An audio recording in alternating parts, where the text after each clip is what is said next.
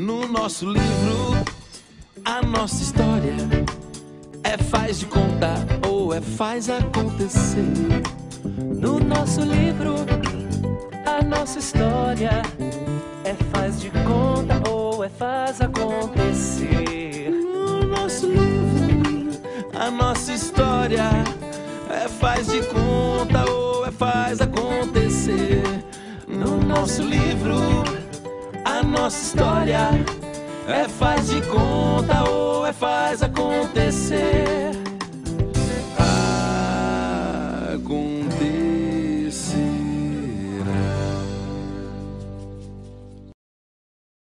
Uma imagem fala muito mais do que 1000 palavras. No caso do nosso entrevistado de hoje, tanto imagem quanto palavras falam bastante. Ele é professor na Univale, tem os seus trabalhos publicados no Diário do Aço e começou aos 14 anos de idade a trabalhar como chargista no Diário do Vale do Aço. Nós estamos falando de João Marcos, uma simpatia de pessoa que está nos visitando hoje para, eu quero confessar, aumentar o batimento cardíaco do meu coração, porque eu estou muito emocionado, João, em te receber aqui hoje, né? A Lohane, que é sua aluna, e o meu filho Esdras e Rafaela, que são alunos do Colégio Presbiteriano, falaram muito de você e do seu trabalho. Desde então, eu virei seu fã. Ô, Evandro, eu agradeço muito, fico muito feliz mesmo. E para mim é uma alegria estar aqui para poder conversar com você, com o pessoal que está em casa, contar um pouquinho da minha história, do meu trabalho. Eu comecei falando sobre você, não é?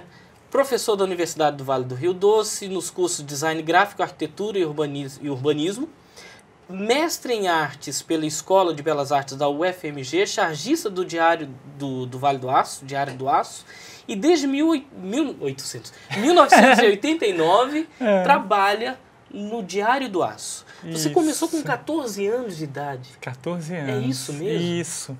Eu desenhava desde pequeno, muito por influência dos meus pais. Assim, Conta isso pra gente. Você estava me contando que o seu pai já era colecionador antes de você nascer. Isso. Ele era colecionador de gibis. Isso. Né? E aí eu brinco que a minha relação com os quadrinhos ela começou antes do meu nascimento. Era intrauterina mesmo. É verdade. E eu sou o filho mais velho lá de casa, somos 3 irmãos. E quando meus pais descobriram, né, que estavam grávidos, aí meu pai, eles me contam que ficaram muito felizes. E meu pai ele começou a preparar uma coleção de quadrinhos para o filho ou para a filha que viria a nascer.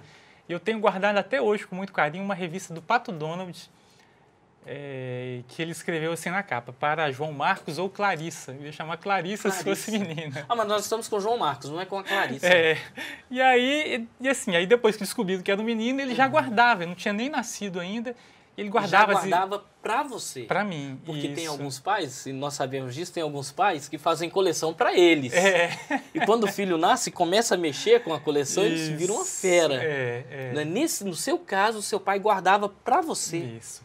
E é legal, assim, que hoje, pelo menos isso é mais falado, principalmente na educação e tudo, que é importante a criança ter esse contato com o livro desde pequeno. Nem que seja para estragar um pouco, para amassar a capa, mas é importante ter esse contato.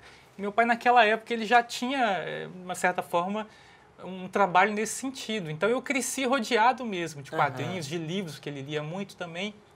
E aí, nessa época também, minha mãe pintava camisas para crianças, para ajudar no orçamento de casa. Na base do silkscreen mesmo? Não era nem o silkscreen ainda, ela pintava à mão mesmo.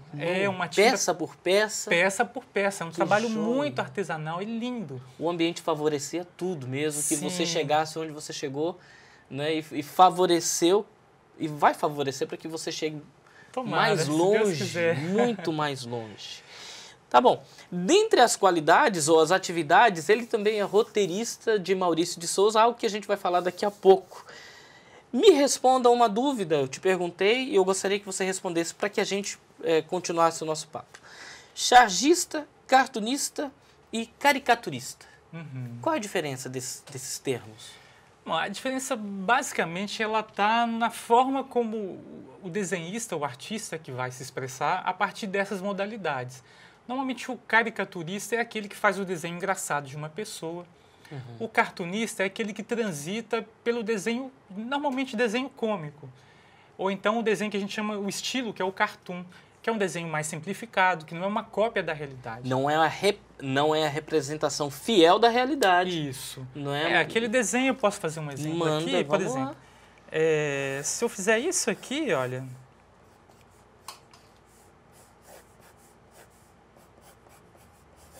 É um desenho com poucas linhas.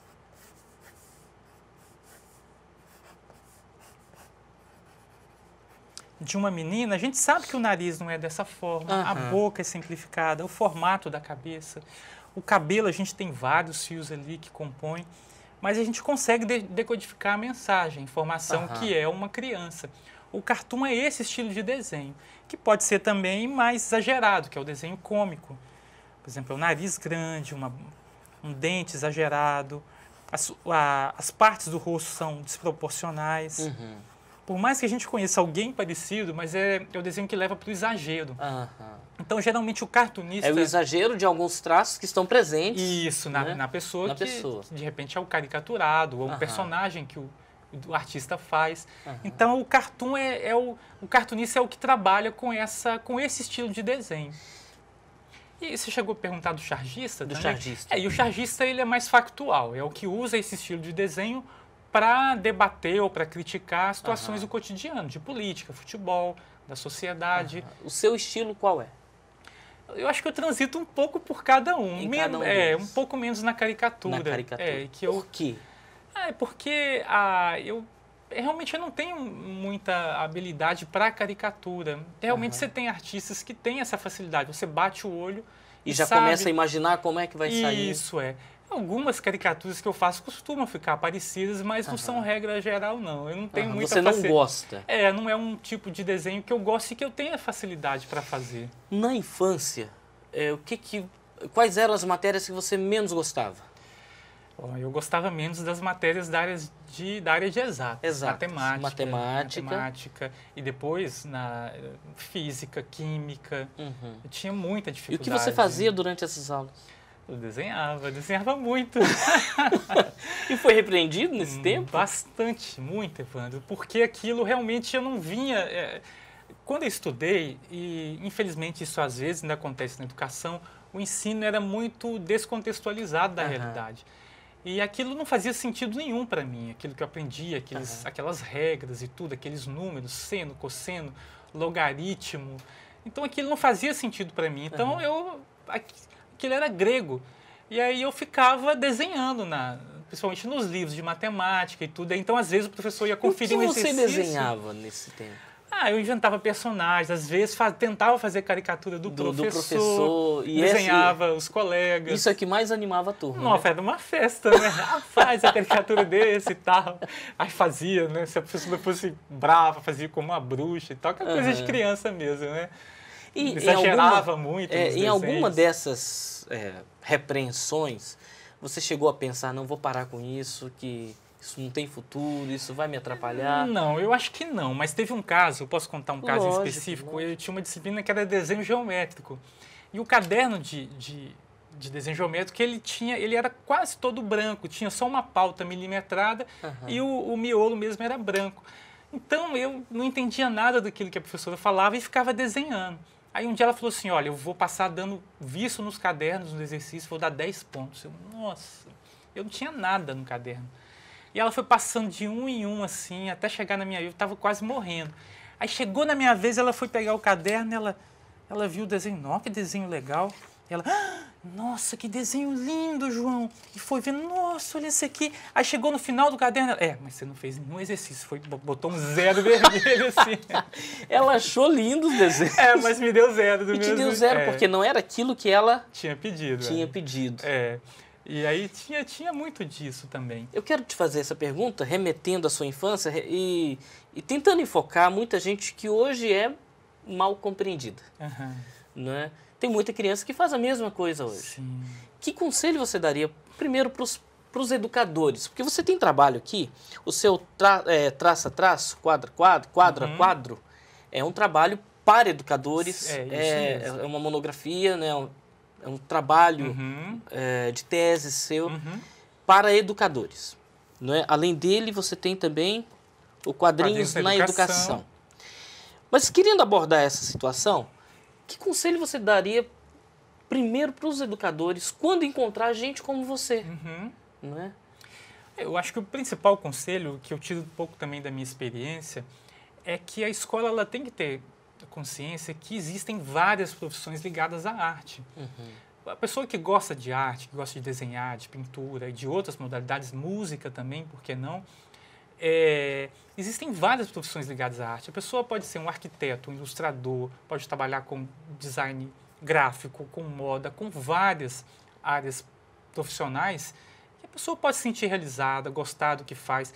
E a escola ainda tem um ranço ainda do século XX, que vem lá do século XIX também, de achar que arte é só passatempo, que arte não é uma área do conhecimento. Na Lei de Diretrizes e Bases de 96, fala lá que a arte ela é uma área do conhecimento. E os PCNs, que são os Parâmetros Curriculares Nacionais, que saiu um ano depois, em 97, também aponta que a arte é uma área que a criança ela pode aprender, que é importante no desenvolvimento da criança. E, além disso, não quer dizer que a criança que tem arte na escola, ela tenha que ser um artista depois. Assim como na matemática, a gente tem a matemática e nem por isso a gente é matemático depois. Pois é. Mas a gente precisa da matemática no nosso dia a dia. E com a arte é a mesma forma. Se tem uma área do conhecimento que trabalha com a criatividade, com o que não é convencional, com a expressão pessoal da criança, com a forma dela se comunicar com o mundo, é a arte. E ela precisa disso em qualquer profissão que ela for atuar. Então, por isso que a arte é importante. E eu vi na minha formação escolar vários amigos, colegas que se perderam pelo caminho porque por conta não tinham da má oportunidades. compreensão dos educadores, seria o caso? Que falava que você estava perdendo tempo e tudo, que era uma atividade menor E chamavam dentro da os escola. pais e falavam, Chamavam os pais, olha, esse menino tá aqui, até hoje, eu recebo telefonemas, e-mails de pais. Minha filha quer fazer, há pouco tempo, uma mãe, minha filha quer fazer arte, eu queria que ela fizesse concurso público. Eu falei, mas concurso público é muito mais difícil. É muito mais chato. Muito. E às vezes não é o que a pessoa gosta, vai passar a vida inteira, a gente passa tanto tempo no trabalho, mas se você ter uma vida inteira num trabalho que você não gosta, obrigado, passando boa parte do seu dia. E se tem casos de pessoas que ficam doentes mesmo, que trabalham num tipo de uma coisa que de repente ela não gosta. Você tem que criar oportunidades para a criança escolher a área profissional. Se for essa área, que a escola, os pais também tenham, que ela tenha oportunidade de poder escolher. E por que não uma profissão vinculada à arte? Maravilha. Nós estamos hoje com o João Marcos, uma pessoa, uma figura fantástica. E com figura, eu quero dizer que é uma figura mesmo. Uma figura que produz figuras e que, através delas, tem uma linguagem sensacional e comunica de maneira maravilhosa o seu pensamento e a sua observação para Governador Valadares e para o mundo. Esse é o seu Arte da Cidade. Eu sou Evandro Júnior. Nós vamos fazer um breve intervalo e daqui a pouco a gente está de volta com o João Marcos, seus traços, seus rabiscos e a sua arte para nós aqui. É rapidinho, a gente já volta.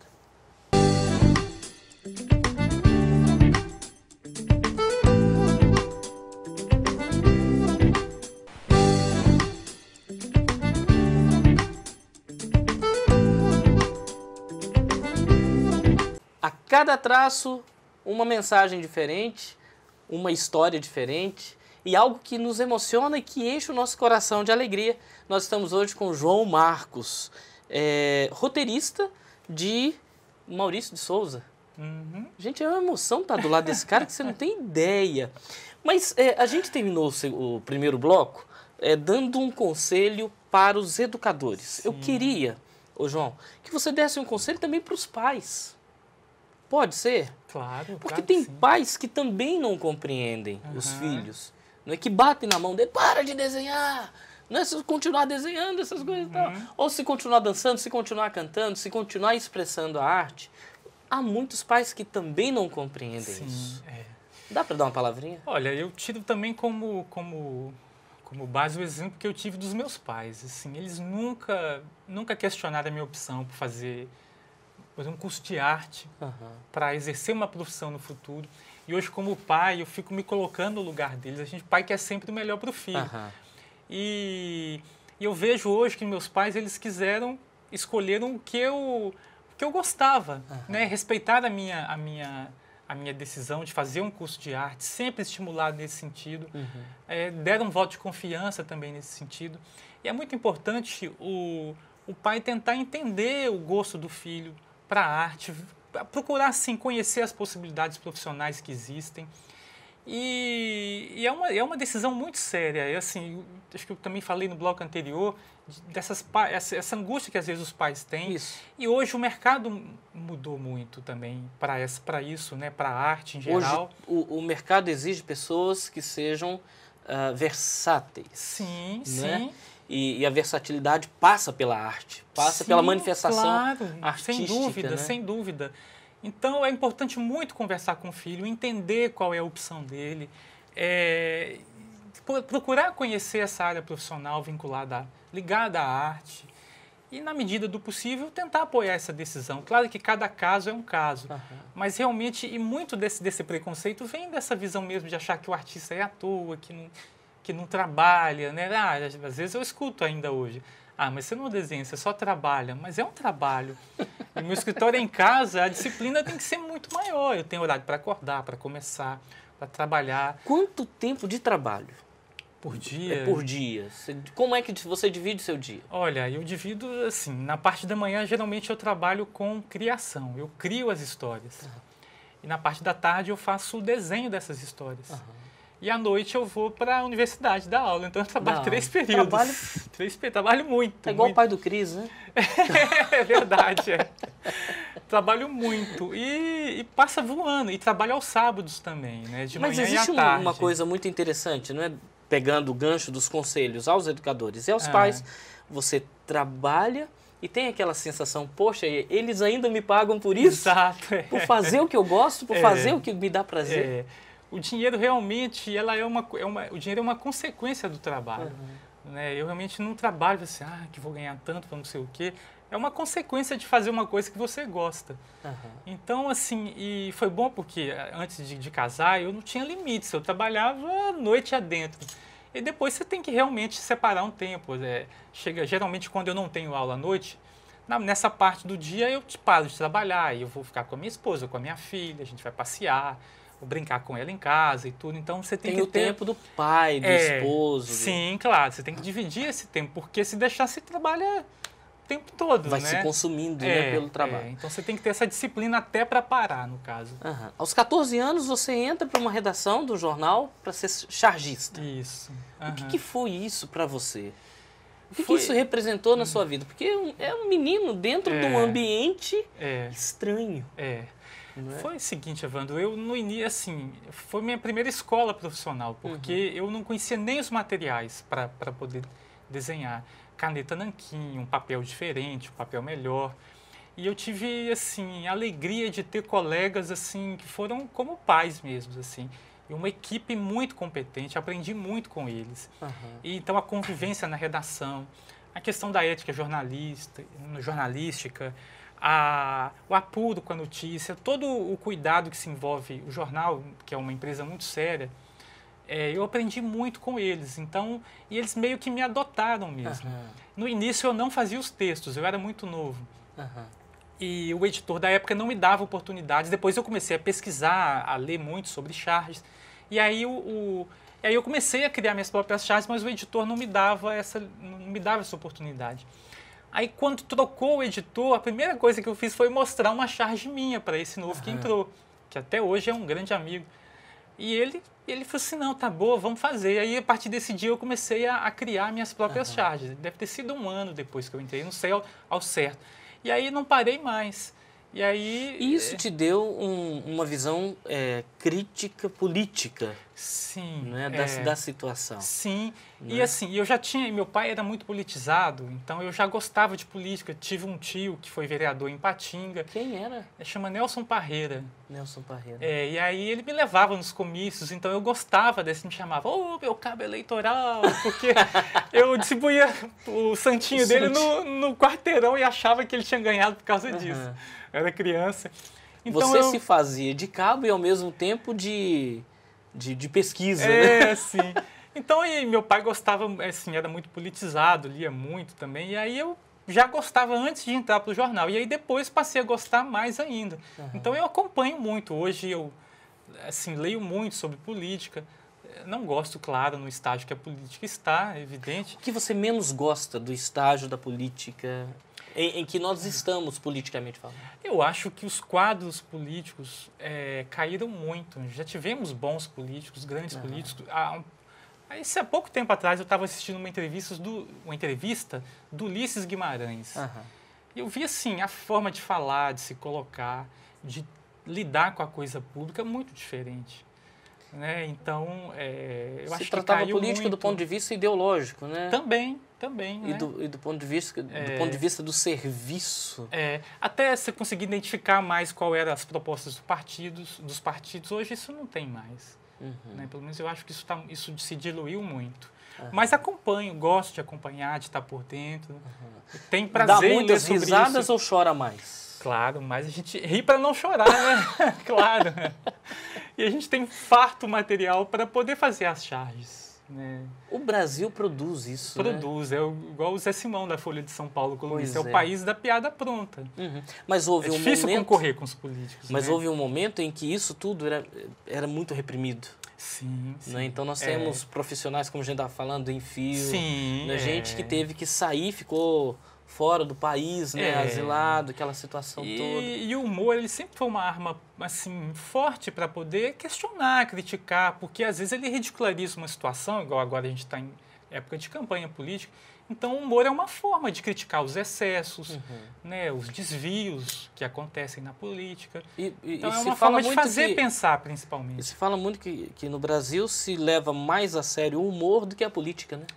Muitas vezes sim. O humor é levado a sério. Então, a crítica que é feita através do humor, ela é processada, mas o desfeito político, político é corrupto, né? Deixa isso pra lá, é desse jeito mesmo. Eu procuro ter muito cuidado com as charges. Eu mesmo sou eu falo que eu sou o maior censor de mim mesmo, porque já aconteceu... Você se cobra muito? Muito, assim. Eu tenho muito cuidado com o que eu publico. O ponto de desenhar uma charge, colorir, anexar no e-mail e repensar e não mandar. É mesmo? Isso acontece com frequência? Não, às vezes. Às vezes. Porque por e mais o critério qual é? Eu acho que é a questão do respeito. Por mais que seja uma figura pública que eu não goste, eu acho que tem que haver o respeito pessoal. Então eu procuro... Então algo que você percebe que vai ferir a questão, que vai transigir na situação do respeito, você não... Aí eu não faço. Porque dá para fazer humor e a crítica sem resvalar no baixo nível, né? Ou num nível que cause constrangimento para a pessoa. Eu procuro ter esse cuidado. Formado pela UFMG, né? No curso de Belas Artes, que hoje se chama... Artes Visuais. Artes Visuais. Mas tem como primeiro trabalho, um dos primeiros trabalhos, Mendeleev e Telúria. Isso.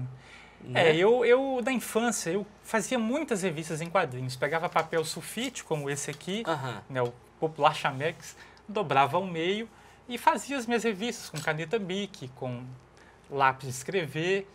Era muito tímido, mostrava só para os meus pais, para os amigos assim mais próximos. Tinha muitos personagens. Aí chegou, quando eu entrei na faculdade, eu já estava no jornal e pensei em criar personagens que pudessem me dar subsídio para criar uma tira, que é aquela historinha curta, todo dia.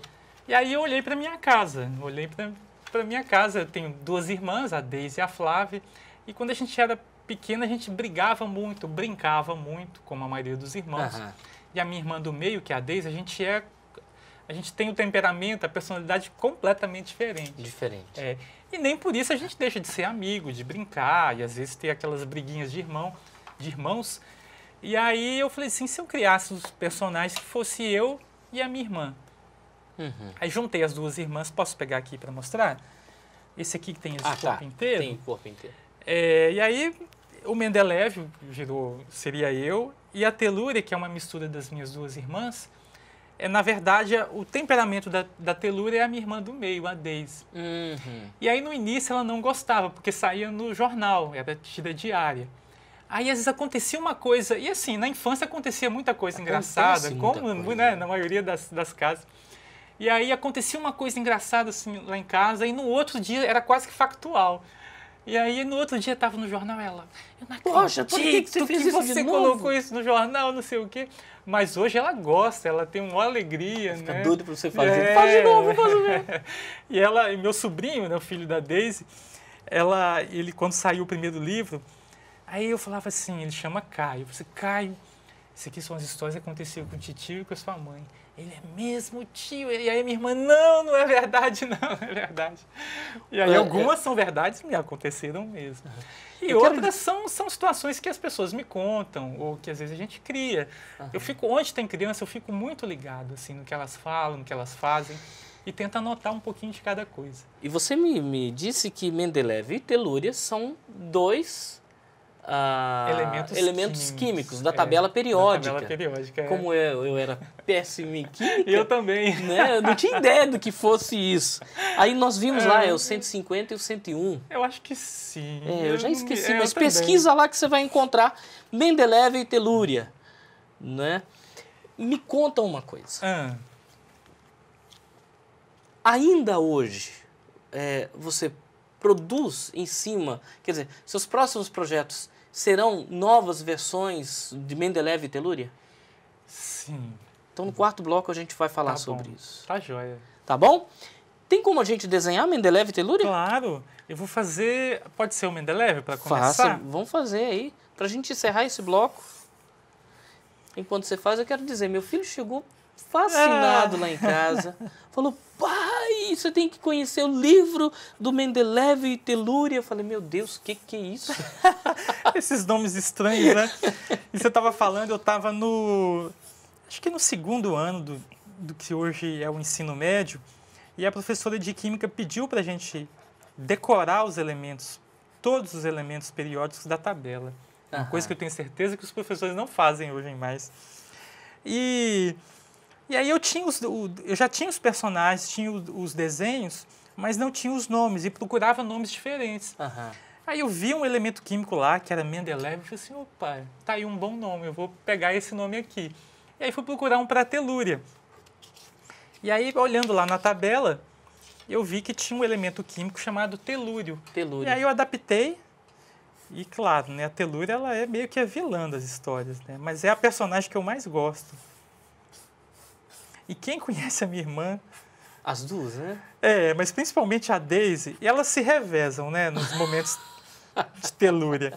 Mas quem conhece a minha irmã do meio, a Daisy, algumas frases assim, da personagem são as mesmas. Assim. Então, assim, nossa, aqui é a cara da Daisy.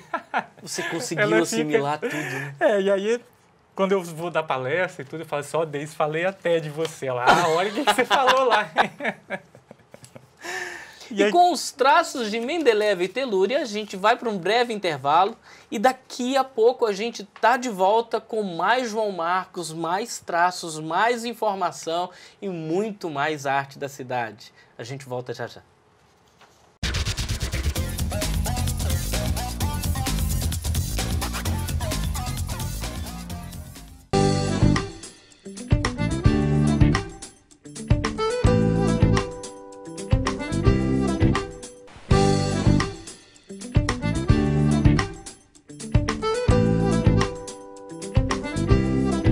Terceiro bloco do nosso Arte da Cidade, seja muito bem-vindo. Hoje nós estamos na companhia super agradável de João Marcos, o autor do Mundo de Mendeleev e o Planeta Telúria e do mais recente, Histórias Tão Pequenas de Nós Dois, que na verdade era História Tão Pequena de Nós Três, né? Mas você resumiu numa personagem. Isso. Você estava falando uma coisa que enquanto você estava fazendo os traços aí de cada uma das personagens, você está falando aqui é rápido, mas quanto tempo demora para cada página dessa ser terminada? Olha, para cada página dessa do Mendeleev é mais ou menos um dia de trabalho. Um dia de trabalho? Porque o traço é mais grosso, então eu faço isso com a caneta fina, então o processo é mais demorado. Porque aqui é um desenho rápido e tudo, mas aí eu faço tudo, até o texto eu escrevo à mão. Então, desde o desenho a lápis, depois a arte final, que é quando a gente passa a caneta preta nesses traços a lápis, depois a colorização, aí eu tenho que retocar as imagens. É um dia de trabalho para cada uma das páginas. Mendeleev e Telúria são, na verdade, dois irmãos, as personagens, dois irmãos que se pegam o tempo todo, né? Mas quando um se separa do outro, ficou aquela saudade, aquela nostalgia. Né? Isso acontecia muito na família? Sim, claro. E a gente tinha aquelas rusgas assim de irmãos, às vezes as briguinhas, as brigonas, mas a gente não se largava. Né? E às vezes quando um saía, ou sei lá, ia ficar na casa da avó, porque lá a gente fazia um revezamento, que a minha avó tinha muitos netos. Então, hoje vai ser um que dormia na casa da avó, na outra semana o outro. Aí quando um ia, assim, o outro ficava, eu ficava, a gente morria de saudade, assim, um do outro e tudo, né? Mas é aquela coisa. E rolava aquele negócio assim, se alguém te criticasse, se alguém te batesse. De defender, De defender, falando, claro. Você não bate não, quem pode bater nele sou eu. É mais ou menos isso. É aquela coisa de irmãos, assim, que mesmo sendo diferentes, a gente não fica um sem o outro. E morre de saudades um do outro. E tem uma amizade, assim, que é muito legal, fantástica. Além dos trabalhos de Mendeleev e Telúria, nós temos também o trabalho de Jarbas Não Quer Voar. Esse livro, ele eu tentei fazer uma crítica sobre essa cultura das celebridades, onde as pessoas são mais valorizadas pelo que elas têm, em detrimento do que elas são. Então, o Jarbas é uma criança que de uma hora para outra nasce um par de asas. E aí por causa disso, ele vira uma celebridade. E ele começa a perder a infância em função disso. Os pais, eles ficam obcecados com essa questão de ganhar dinheiro e tudo. Então, eu questiono até que ponto a gente pode ir, até que ponto que é isso importante. E aí o leitor vai descobrir por que ele não quis voar. Que é uma escolha que ele faz no final da história, que eu não posso contar para não estragar. Deixa eu ler por que ele... Eu vou ler depois, eu vou descobrir. Esse é seu, de presente, pro Esdras e... Rafaela? E a Rafaela, Olha, tá? Esse é presente para Esdras. Poxa, e que aí, bom. E aí a ideia foi fazer uma... E assim, eu tinha esse desejo, esse sonho de fazer... Eu sempre trabalhei com quadrinhos. Não sei se existe esse termo. Perdão. Tudo bem. Depois eu pego tudo. Tá. O celebritismo. O neologismo que a gente está criando. Né? Mas a imposição da celebridade em cima da infância é muito forte, não é? Muito forte. E foi isso que te chamou a atenção para fazer esse livro? Esse livro Porque hoje a criança, se ela é bonitinha, tem que ser Miss. Né? Tem que ser modelo fotográfico. E se impõe uma carga horária, uma atividade, e acaba esquecendo da infância da criança. Né? Eu acho que a única função da criança é ser criança. Ela tem que brincar, estudar, sem exageros, tem que aproveitar. Acho que qualquer coisa que ultrapasse isso, ou que exceda... Claro, a criança pode fazer um inglês, fazer uma natação e tudo, mas tudo que é em excesso, essa cobrança excessiva que tem hoje em dia em cima da criança é muito grande, em alguns casos são muito exageradas. E o livro, eu tentei abordar justamente isso, essa cultura da celebridade, em que as pessoas eles acham que por aparecer nas revistas, nos jornais, ela tem uma áurea assim, especial, é uma pessoa. É alguém além do... sabe? E eu acho que não é muito por aí. Então a criança ela tem que ser criança, vivenciar a sua infância na plenitude, brincar, estudar na medida correta. Sou contra ter uma carga excessiva de tarefas de escola. Eu acho que tudo tem que ter um bom senso, um cuidado, tudo. Ela tem que vivenciar a infância, porque é um período que passa muito rápido e que está cada vez menor. Você tem medo de que, de alguma forma, sua filha, né, seja pressionada por ser filha do João Marcos? Receba essa carga. Porque você pode não ter essa noção hoje de que você é uma figura de admiração, tal. Mas você é, não é? Você tem essa consciência de que você é importante no cenário artístico brasileiro? Evandro, você estava conversando, muita coisa não caiu a ficha ainda. Sim, né? Eu procuro, assim, não pensar muito nisso. Eu tento fazer o meu trabalho. Esse aqui, Jarbas Não Quer Voar, seria o grito para você mesmo? Em relação também à sua filha, em relação a... Eu não sei. Só se for de forma inconsciente. Mas ela tem 4 anos hoje e ela vê isso tudo com muita naturalidade, porque ela me vê fazendo isso. Até pouco tempo atrás ela estava desenhando, quando ela fica desenhando, você perguntava para ela, o que você está fazendo?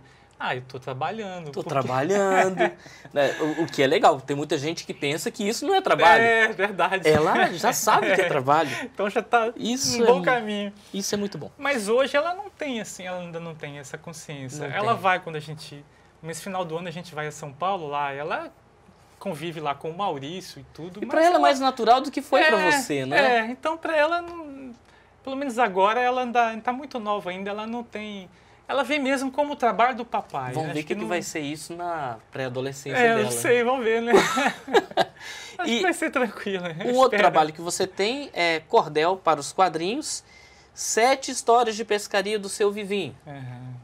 Esse trabalho foi uma parceria com um grande amigo, que é um cordelista, que também é um escritor de literatura. Literatura de cordel. Que é fantástico, que é o Fábio Sombra, que é do Rio. E a gente é publicado pela mesma editora, Abacate. A gente foi participar de uma mostra literária em Contagem, e aí nos intervalos lá das apresentações, a gente conversando e tudo, ele falando, João, eu sou apaixonado com quadrinhos, eu gosto muito.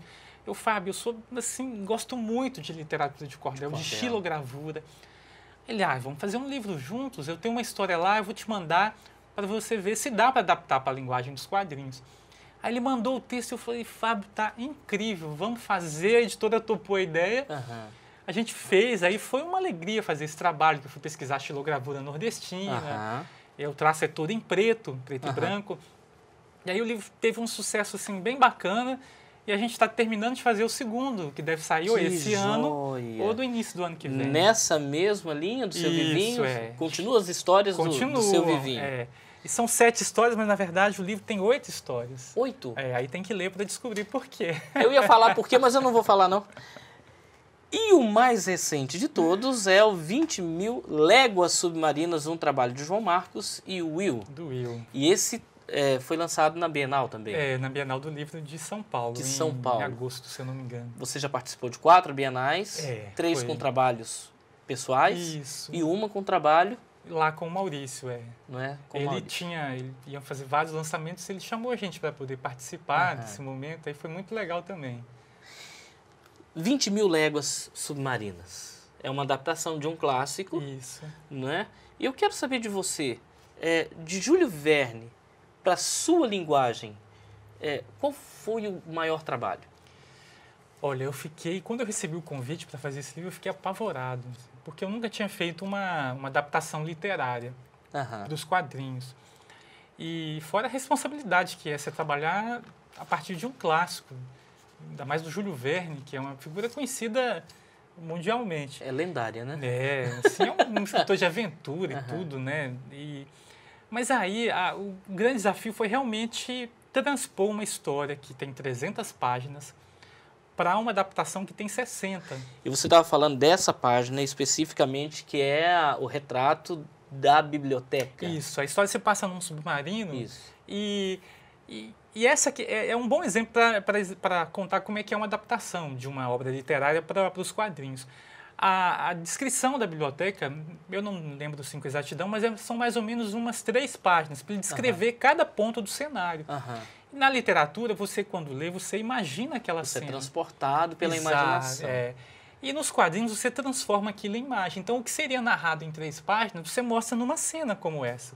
Então você tem, por isso que às vezes fica mais reduzido mesmo. E a ideia é recontar a história numa outra linguagem, como as pessoas fazem com o cinema e tudo. É quase que um reconto mesmo da história. Então o desafio é esse, é transpor uma história que é universalmente conhecida por uma outra linguagem, com uma outra... Os personagens eles ganham uma cara, né? O cenário eles ganham vida. Então o desafio é esse. E aí eu procurei não ver outras adaptações em quadrinhos, tentei... Para não ser contaminado, contagiado né, pelo estilo, pelos traços. E eu estava observando... E tentei ser o mais sincero, mais honesto possível na minha adaptação. É a minha história, é a forma como eu li a história a minha versão da história do Júlio Verne, na verdade. Que personagem daqui, de 20.000 Léguas Submarinas, dá para sair aí? Aqui, deixa eu ver. Bom, Eu posso fazer o polvo que eu fiz no Pode. dia do lançamento? E aí foi legal que uma criança, ela falou comigo assim, e o polvo ele tem uma cena que ele é muito importante. E é um polvo mais feliz, mais alegre. Aham. E aí a criança falou assim comigo, esse é o polvo da história? Não, esse aqui é o polvo, esse é o polvo assim, do bem, né? Porque o povo da história é bem malvado. É malvado. Então eu tentei fazer um povo bem feliz, bem calminho, né? Para poder atrair também, né, a criança para a situação. Então ele é mais ou menos assim, foi o que eu fiz no dia do lançamento do livro. Aham. Ele ficou mais ou menos dessa forma. Porque nesse caso também, quem fez as ilustrações foi o Will, que é assim... E é o interessante que eu só conheci o trabalho do Will, a gente não se conhecia pessoalmente. Aham. E o livro demorou 3 meses para ficar pronto. 3 meses. E como foi o processo? Você mandava o storyboard, você mandava os traços, Foi o seguinte... o roteiro? A gente trabalhou o tempo todo à distância. Eu estava aqui em Valadares, o Will estava em São Paulo e o editor, que é o Wellington, ele estava em Belo Horizonte. Aham. Então eu fazia a história com o texto e um rascunho das cenas, mandava para o Wellington aprovava ou não, fazia as observações, e assim que era aprovado eu mandava para o Will. Aí o Will mandava os desenhos para mim, eu fazia as minhas considerações, e aí depois que eu aprovava eu mandava para o Wellington. Aí foram 3 meses assim esse processo, toda a distância. Aham. Eu conheci o Will no dia do lançamento lá em São Paulo, na Bienal do Livro. Gente, E parecia que a gente era amigo de longa data. que vieram trabalhando juntos, né? E tudo por e-mail, nem um telefonema, Evandro, sempre por e-mail. Graças a Deus pela internet, né? Graças a Deus Por esse mesmo. meio de comunicação maravilhoso. É. Nós temos mais 1 minuto para a gente conversar nesse bloco, mas eu queria saber mais sobre esse trabalho. Ele é pela editora Nemo, que Nemo. é um selo da editora Autêntica, Aham. que é de Belo Horizonte, que também... E me conta aqui, de quem foi a ideia da adaptação? O nome do selo, o Nemo, ele é uma homenagem a um dos personagens da história, que é o Capitão Nemo, que é a pessoa que vive dentro do submarino, que ele abre mão de viver na Terra para viver dentro do submarino. E eles já tinham essa ideia de fazer a adaptação do 20 Mil Léguas Submarinas. E aí o editor, que é o Wellington Siberck, ele que me fez o convite, ele conhecia o meu trabalho como roteirista e como desenhista também. Ele achou adequado para poder, ele estava pensando no público infantil, lembrou de mim e me fez o convite. Aí foi assim que surgiu a oportunidade de poder trabalhar, de fazer essa adaptação. Eles já tinham essa intenção de fazer a adaptação do 20 Mil Léguas Submarinas. O que a gente vai encontrar nas livrarias e em que lugar mais? Banca de revista? São livrarias e nas livrarias virtuais também. E nas virtuais também? Nas virtuais também. Aham. E você tem um blog também que a gente vai falar sobre ele daqui a pouco. Tá bom? Nós estamos hoje com o João Marcos, uma figura maravilhosa, muito simpática, muito agradável. E a Lohane tinha super razão de indicar o João Marcos e o Esdras também, junto com a Rafaela. Nós vamos para o nosso breve intervalo. Daqui a pouco a gente volta com o nosso 4º e último bloco. Eu queria ter 10 blocos aqui para conversar com o João Marcos. É rapidinho, a gente já volta.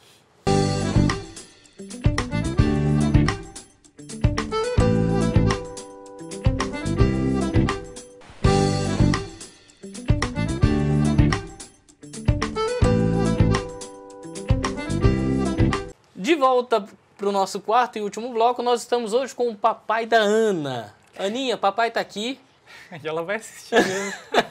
Eu estou muito feliz de estar com o papai da Ana e o esposo da? Simone. Simone, obrigado por ter liberado o maridão, né? O companheirão. Que também é roteirista, olha aqui, gente, do Maurício de Souza. Conta essa história pra gente, como que começou isso? Evandro, foi o seguinte, há uns anos atrás, acho que em 2007, a minha pesquisa de mestrado ela ganhou um prêmio, e aí eu fui a São Paulo para poder recebê-lo. Você fala pesquisa de mestrado, esse que aqui, virou o livro. traço, quadra, quadro. Isso. E aí eu fui a São Paulo para poder participar lá da cerimônia, e eu tenho um amigo jornalista que trabalha nos estúdios do Maurício de Souza.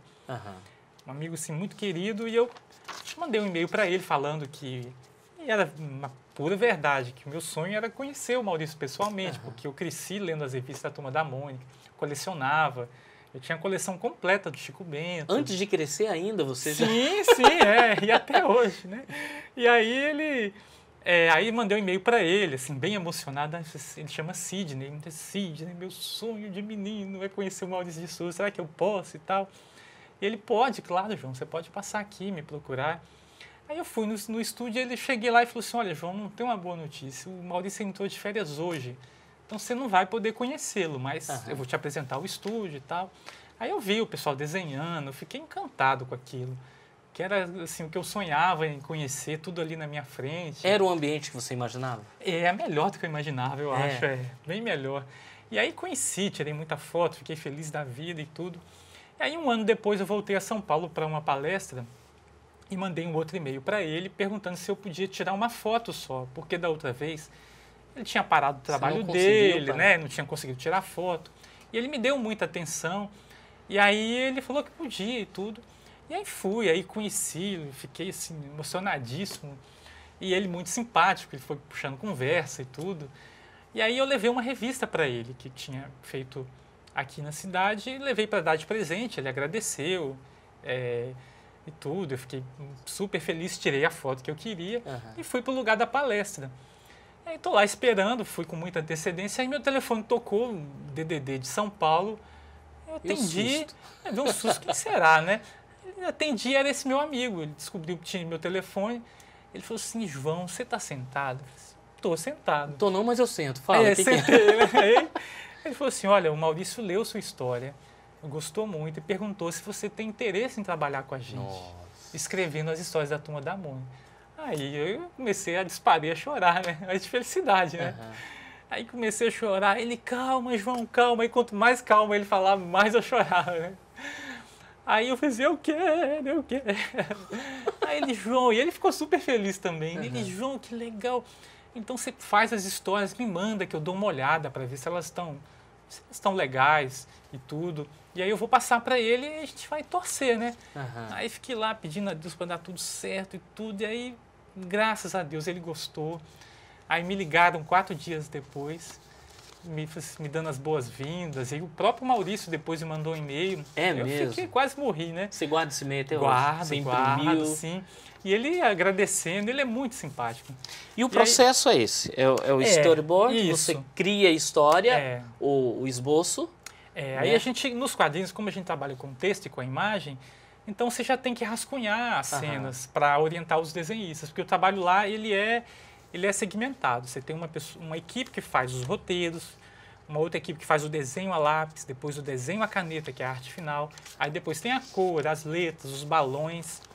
Aí depois disso tudo pronto é que eles montam as revistas. Mas você já manda com a ideia da história. Sim, já com o texto e tudo, né? Aí eu mando pro Maurício, ele lê e aprova, faz as considerações. Esse demora quanto tempo, mais ou menos? Até a revista chegar nas bancas, são 3 a 4 meses. 3 meses. E quando a revista chega na sua mão? É uma alegria muito grande, né? É muito legal. Eu te perguntei aquela hora ali, antes da gente conversar, você também vai às bancas. Antes dela chegar na sua mão, você vai às bancas. Vou, porque ela chega primeiro nas bancas. Então... E como é que você perde a revista? Não, e aí o jornaleiro não deve entender nada, quem trabalha na banca, porque eu folheio uma por uma, porque a gente não sabe em qual revista a história vai sair. Então eu folheio todas, aí eu falei assim, então saiu na Mônica, no Cebolinha. Aí ele perguntou, mas por que você está querendo saber? Não, nunca perguntou. E aí eu folheio todos e não levo nenhuma, todo mês, né? Ele não entende nada. Mas o carteiro, ele me perguntou. Ele falou assim, olha, não tem porque o pacote vem com... A gente recebe os revistas em casa e tem o desenho da Mônica no envelope. Aí ele falou assim, olha, não tenho nada com isso, mas você recebe esses revistas porque você gosta ou porque você trabalha com isso? Eu falei assim, as duas coisas, porque eu gosto e porque eu trabalho. E aí ele, que legal e tal, né? E aí, porque todo mês ele leva lá em casa, né? Eu pensei que ele fosse falar assim, não tem nada com isso. Mas você não está muito grande para fazer essas coisas? Não, já me perguntaram. Te perguntaram? Já me perguntaram. Fui levar o carro para lavar e levei. Eu tinha acabado de receber o pacote que... Ele, nossa, ainda lê isso? Eu leio, gosto muito. Ele, eu também gostava, mas hoje eu não leio não. Rapaz, você está perdendo. Estou perdendo porque sou eu que desenho. Não, eu não falei nada, não. Então você que já lavou o carro do João Marcos, Vai saber que sou eu. Já tá sabendo agora o porquê. João, você deu 2 conselhos, um para educadores, um para os pais, e eu estava esquecendo de um detalhe. Por que não dar para criança? Olha... Eu queria que você... Qual que é a nossa câmera aqui? A câmera do João. Essa lá. Aqui? Eu queria que você virasse para essa câmera, João, e desse o conselho para a criança que passou pelo que você passou, que está passando pelo que você passou. O que você aconselha para eles? Não é que de repente não consegue fixar a atenção na matemática, na química, na física, e fica desenhando, ou fica voando, fica cantando. Porque hoje você está com seus 22 anos de idade. Segunda ano eu tenho 9 anos. 9 anos? Eu faço 10 esse ano. Que bom, que bom. Pode perguntar para ela que ela garante que eu tenho 9 anos. Aninha, eu vou te dar o telefone da Rafaela e do Esdras. Que conselho você dá? Olha, eu acho que o conselho talvez o mais importante, também um pouco lembrando assim a minha trajetória, é que eu costumo brincar que às vezes a gente tem que ter cuidado com os sonhos que eles podem realizar mesmo. Porque é muito importante a gente encontrar a área que a gente gosta. E na vida escolar a gente tentar perceber o que gosta mais e tudo. E algumas coisas são diferentes, como o desenho, como a música. E a gente tem que lutar mesmo por esses sonhos, por esses objetivos. E quando eu tomei 2 bombas na antiga 8ª série, que hoje é o 9º ano, eu achava que nunca ia chegar no vestibular, que eu acho que era uma coisa impossível, inviável para mim. E graças a Deus eu me dediquei, estudei bastante, lia muito, isso ajudou muito a lidar com as provas no vestibular. E parecia assim, o que parecia impossível acabou se realizando na minha vida. E tem algumas profissões que são diferentes, às vezes a família tem uma dificuldade para entender esse processo, mas que é possível. E hoje, cada vez mais, a gente percebe que é possível a gente trabalhar no que a gente gosta. E a gente tem pessoas que conseguem ser boas em todas as áreas. Eu tenho muita dificuldade em matemática até hoje. E nem por isso eu não consigo me realizar, eu consigo me realizar profissionalmente em outras áreas. Então, eu tenho lá minhas dificuldades com o troco, com a matemática, mas a gente vai levando e vai se dedicando às áreas que a gente gosta. Então, se a gente tem um sonho, tem um objetivo em qualquer área mesmo de atuação, eu acho que vale a pena a gente lutar por eles, vale a pena mesmo, apesar dessas dificuldades. E na graduação é uma oportunidade de você estudar realmente o que você gosta. O que você gosta. E isso é muito bom. O estudo fica mais leve, mais prazeroso. E isso é que é importante. Dedique tempo em estudar aquilo que te dá prazer. Sim, e claro, uma coisa que é muito importante é a leitura, que é fundamental, porque ajuda a gente a ter uma visão crítica do mundo, amplia os horizontes para a gente, para a imaginação, para a fantasia, para conhecer as coisas que cercam a gente.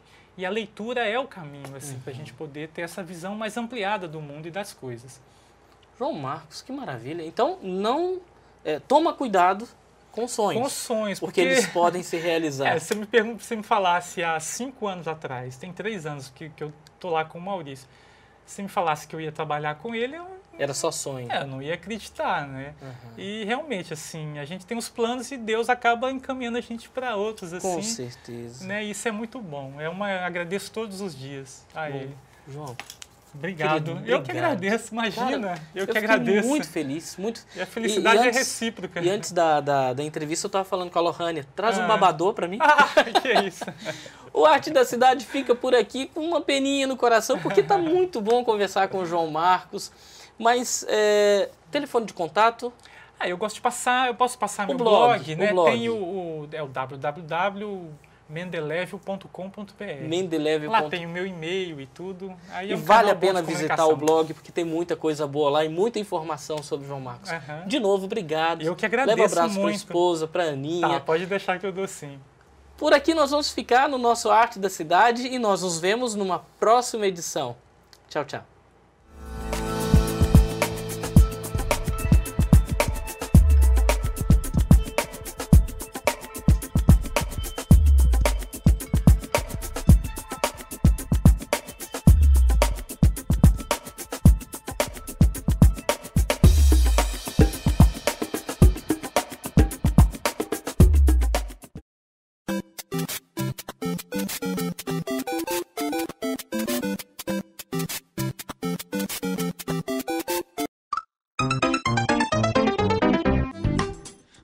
nosso livro, a nossa história é faz de conta ou é faz acontecer.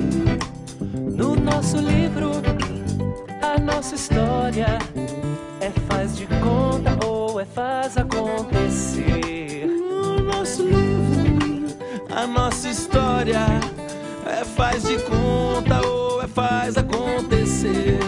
No nosso livro, a nossa história é faz de conta ou é faz acontecer.